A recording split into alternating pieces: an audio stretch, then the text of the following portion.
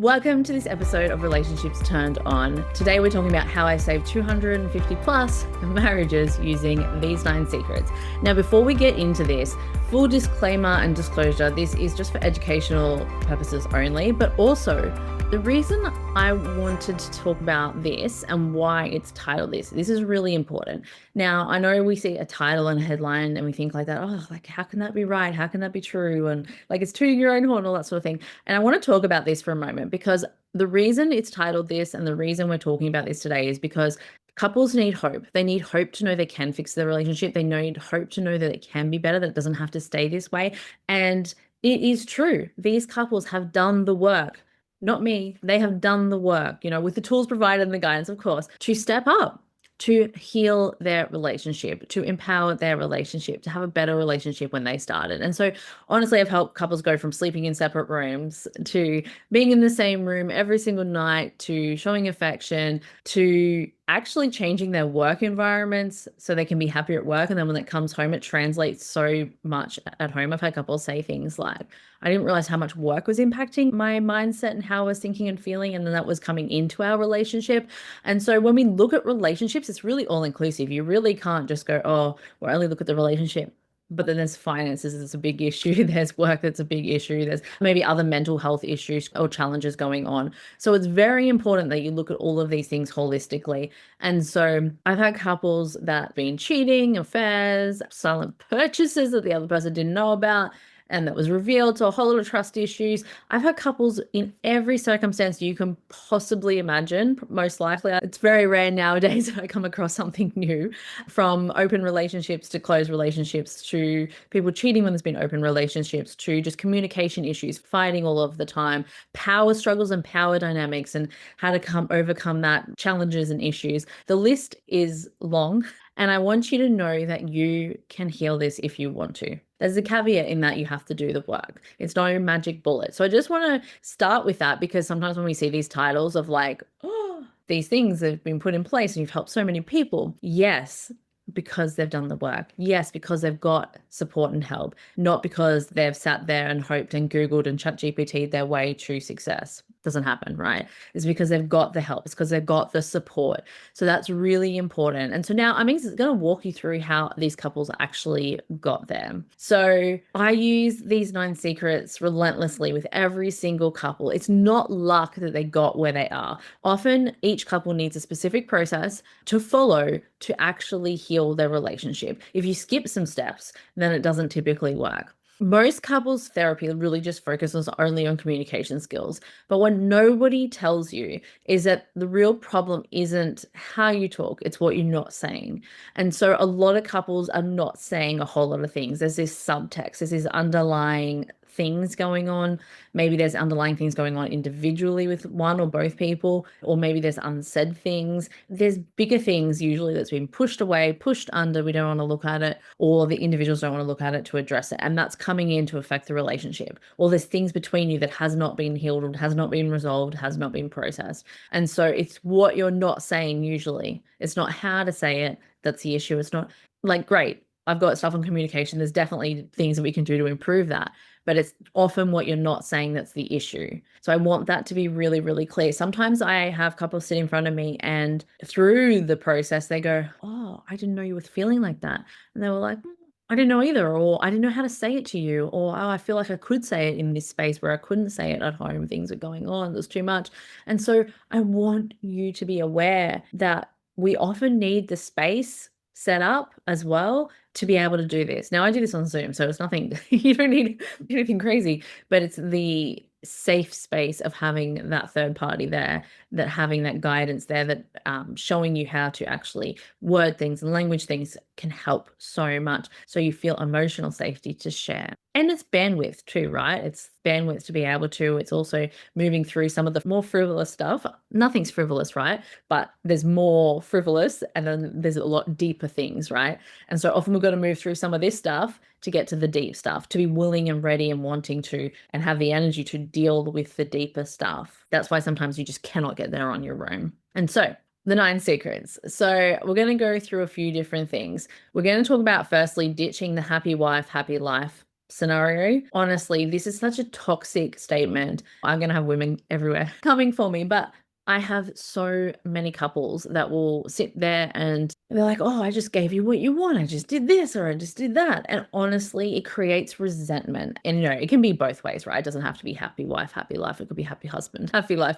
But one or two of the people in there, like the same notion will apply. It's like, I just wanted to please you. I just wanted everything to be okay. So I just said yes to everything. And then resentment builds and resentment boils, and it really destroys marriages in such a big way because of resentment. There's this invisible resentment that just builds up. And then it's just so important to know that both people's happiness matter equally, not disproportionately. And often what happens when we get into marriage struggles or issues is there's a disproportionate challenge there, in that maybe someone's needs haven't been met, or there's just been something really out of whack, really out of balance. And this can be in multiple areas, but that's usually what you find. Secret number 2 is couples don't talk about intimacy or sex ever. Now, some couples do, but a lot of couples don't. The couples that are struggling don't. So only 12% of couples actually discuss intimacy regularly. 12%. You need to actually schedule monthly conversations to talk about this. Now, I know scheduling it doesn't sound sexy, but let's be honest, nothing happens these days unless it's in our calendar because life is too fast-paced and too busy. And even if it's not too fast-paced and too busy for you, it's not something that gets done, right? And so you need to talk about it like it's a business meeting and actually have conversations around intimacy, because often we think, and trust me, I've been in so many individual and couple sessions where one person thinks, oh, it's all on track, intimacy is great, and the other person feels completely different because they haven't said anything. But the other person is completely disillusioned because the other person hasn't spoken up. And so you want to create safe space for conversations like this, because let's be honest, there are a few differentiating factors between what makes you two relationships so special, within the marriage, within the relationship versus friendship. Intimacy is one of those massive things that makes it different, right? And so it's so important to cultivate it. People will say it doesn't matter. For very, very few people, like less than 1%, it doesn't matter. For high majority of people, it does. I've actually only ever come across one couple where legitimately for both people, it did not matter. But for most people, it does really matter. And I think, to be honest, if you say doesn't matter, there's probably something within you that's going on that needs to be healed. Now, YouTube will come for me with that statement. Anyway, secret number 3, you want to get rid of relationship ghosts. Okay, so what do I mean by this? A lot of couples, sometimes when they will come into counseling, will bring with them so much emotional baggage from past relationships. They're almost still living out that past relationships with a new person. And the other person's very confused as to why this is happening. It's sabotaging your current relationship. You cannot live in your relationship hoping for it to thrive if you haven't let go, if you haven't healed, if you haven't forgived the past relationship. Now, let me be clear. There are a few elements to this. You need to forgive the past relationship. You need to forgive the past person in that relationship, your ex, and you need to forgive yourself. Now, often people have done the first two, so they think they're sweet. Forgiving yourself is often the hardest one. Now, I know it sounds really, really funny, and you're probably sitting there listening like, whatever, that's so easy to forgive yourself. Promise when you start doing the work, you realize, oh, that's actually the hardest piece. Forgiving yourself is really important to letting the whole situation go. And so it doesn't stay trapped in your cells. Because people will come to me. So I had this couple come to me, a really beautiful couple, but they were getting triggered, like so triggered by each other. Like, I don't know why we're fighting like this. We really love each other. We love spending time together. But all of a sudden, someone says something and it's on, like so triggered, right? And they're like, why? And it wasn't until that person forgave themselves for the past situations that they fully let it go and they felt like kind of off the hook, and they were able to be in this new relationship and have the conversations that were, and not be triggered. Because often what happens is something similar in our mind, our unconscious mind, will happen in the present, and we think, oh, it's just like XYZ situation. Now, we don't consciously think that. Our unconscious does all this, right? And that's what triggers it. And so if you got to process that and move through that so you can get through it. Also, sometimes it's really great to have some strategies in the moment to break that off, to create some pattern interrupts. That's a side note. So secret number 4 is master the weekly check-ins. I'm going to call them Sarah and Tom. I had this couple, obviously I don't use any real names, but I had this couple, like I said, we're going to call them Sarah and Tom, and they were honestly heading for divorce. What I found was once I put in weekly check-ins for these couple in particular, They just stopped bickering, they just stopped fighting. Their life was so fast paced. They had so many kids going in different directions. They had so much logistics that then when they could slow down enough to communicate with one another, they stopped fighting. Now, of course, there's some other bits and pieces to it, but majority, like when they sat down, they knew the difference in their weeks. When they sat down for half an hour to an hour, it's probably different every week, roughly around that. Every week without fail, and they talked about what was happening in the upcoming week and they wrote it down and they had a plan, they had a system for it, they stopped fighting around it. Their connection came back. They weren't so annoyed with each other. It makes all the difference. It seems so simple. It is, but most people don't do it. Are you doing it? So, secret number 5, stop playing mind reader. Now, if I could grab some people and do this, this would be for one of them. Stop playing mind reader. Common mistake is assuming silence means everything is okay. A little bit like what we talked about on the intimacy one. Silence doesn't mean everything's okay. Often means we're watching our marriage slowly die, or the other person isn't speaking up, or you're not speaking up. Do not assume everything's okay. Actually check in with your partner. Actually ask the questions like, how do you think our intimacy is? How do you think our affection is? How do you think our communication's going? Is there anything you'd like to change or improve? Like I could give you so many questions. There's so many good questions that you should be having on an ongoing basis. So I love my marriage. I think it's brilliant. I think it's great, but we will still talk to each other and check in and see how things are going, right? Because 1% of things matter. Even if it's a 1% tweak, if I don't check in and we don't do those 1% tweaks, then it accumulates and all of a sudden there's 10, 20, 30, 40, 50% of things that aren't great. So if you continuous to kind of I look at it as course correcting, right? If you continuously talk to each other and check in and see how these things are, then we can course correct to make sure you both understand each other, you both feel loved, you both feel supported, you both feel like your needs and wants are met, you both have things on track, you address those things, you make the time to have those conversations. It's so important. Otherwise, honestly, the slow burn happens, you end up in divorce, and we don't want you there. So stop playing mind reader. It is crucial. Secret 6, learn to say that doesn't work for me. So I know this sounds funny, but this separates healthy marriages from people-pleasing disasters. Boundaries creates intimacy. It doesn't actually destroy it. So it's really important to say, actually doesn't work for me and why, and discuss it together. It's a healthy thing to do. It's not a bad thing to do. People-pleasing gets you nowhere. People-pleasing is inauthentic to who you are. Now, I understand why we do it. We want everyone to like us. I get it. I totally get it. Guilty of this too. We want all of these things, but if you don't say what you want, say what you think and feel, then they're not really in a relationship with like your true self. You want both of you to be as authentic as you can be and communicate that. So learn to say, hey, that doesn't work for me. I had a couple have a big fight over a big purchase. What was it? It was a boat. So this couple, one of them went and bought this boat, and it was kind of brought up a couple of times, but the other person didn't say, that doesn't work for me. And in the end, I need to give these people names. Let's call it Francis. Francis didn't check that it was okay with their partner to buy this boat. And so what that meant is they had a big fight because they didn't say that doesn't work for me. Now that's like a very clear, tangible example, but there's a lot of other things. It's date nights, couples. This is a big one. Couples will go, yeah, one will go, oh yeah, we've had so many date nights. We sit next to each other on the couch and I scroll and she scrolls and we watch TV. And then, but no one at a certain point said that doesn't work for me, because one of them was sitting there feeling like, this is a date night. This is just chilling. I don't feel connected at all. I don't feel like this is actually a date. And the other person thought, oh, this is really good. We're spending quality time together.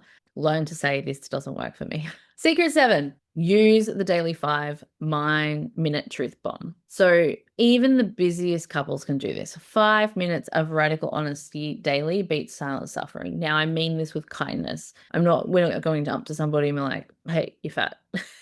What we're doing is we're just being honest, we're being truthful, but with kindness and love. So, might chuck some positives in there, but if you sit on things and you ruminate and you ruminate and you don't talk to each other about it, it just gets so much bigger than it is. You could kind of like the Band-Aid thing, nip it ASAP, have the conversation, have the 5-minute daily truth bomb with love and kindness only. This can help you stop years of suffering. This can help stop the slow burn in marriages that I see so often. It's just becoming more and more.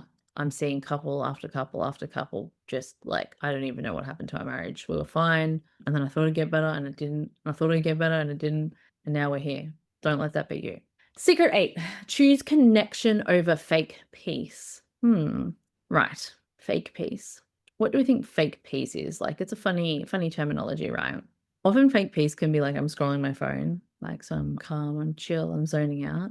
That's how peaceful are you really, right? So we want actual connection. Like, I want you to think of real connection. Like, so what I want you to think about connection over peace, I want you to be aware that conflict actually shows you what's going on. Conflict resolves problems if you do it in the right way. It doesn't create them. You have to have some friction in your relationship for it to be a good, healthy relationship. Now, I don't mean fighting 24/7, no. But maybe there's a healthy discussion about something you both disagree on. Sure. But you do it in a way that's like respectful, kind, loving, and caring of each other because you love and care of each other, right? So it's important to know that you don't want to run away from conflict, but you want to address it. You want to have that deep, proper connection over fake peace. Oh, we're okay because we're scrolling next to each other. It's fake because there's still stuff there you haven't sorted out. There's still stuff there you haven't worked through. Really important. Secret 9, become two whole people, not half a couple. So I've said this before, but it's not 50-50. It's not, I'll put in 50% of the effort, you put in 50, or I put in all this 50 and this 50 and makes a whole. No, it's 100% and 100%. You both put in 100% effort. You both put in 100% present. You both come together as two whole people, and then you work through this. One of the things I see couples do all the time is they don't individually work on themselves. So they come to couples therapy and they go, we'll just make this work. Often there's so much individual things that we need to work through, which we do as well, and then work on the relationship. If you are struggling individually, it's very hard to start putting in and pouring into your relationship when you can't even cope in the day, or when you can't do basic things, or maybe you are doing a lot. Maybe you're functioning extremely well, but there's so much going on. Maybe you're struggling internally. And it's very important that two whole people come together to make a great relationship, not half a couple. All right. So if you feel like you've lost yourself, if you feel like you're exhausted, fatigued, like, I mean, on a bigger scale, not just like daily, like, not just like a little bit, then it's really important to look at that, to address that, to move through it. So what I'd love for you to do is pick one or two of these secrets and commit to it for the next 30 days. Give it a go. Which ones can you actually implement? Because you will see faster results than you think. So just a really quick recap. What number one is happy wife, happy life. Not true. It's a myth. Both people need to be authentic. Number 2, schedule monthly sex conversations. You need to have these conversations with one another. Secret 3, exercise your relationship's ghost. So get rid of those ex baggage and things you're carrying together. Secret 4, master your weekly needs check-in. Secret 5, stop playing mind reader. Secret 6, learn to say that doesn't work for me. Secret 7, use the 5-minute truth bomb with kindness. Secret 8, choose connection over fake peace. And secret 9, become two whole people, not half a couple.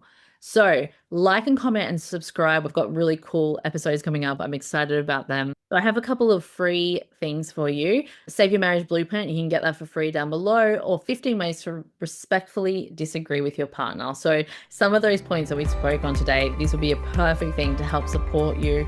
Be authentic, say the things you want to say, but with a kind, respectful manner, and to also get your message across in a way that's going to land really, really well. So go on ahead and you can grab them down below for free. Remember, hit subscribe, and I can't wait to talk to you next time.